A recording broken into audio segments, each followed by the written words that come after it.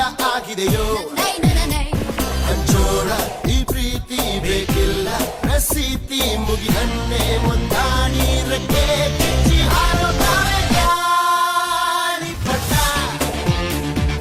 ಗಾಳಿಪಟ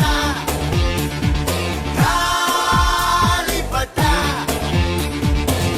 ಆಕಾಶ ಇಷ್ಟ ಯಾಕಿದೆಯೋ ಈ ಭೂಮಿ ಕಷ್ಟ ಆಗಿದೆಯೋ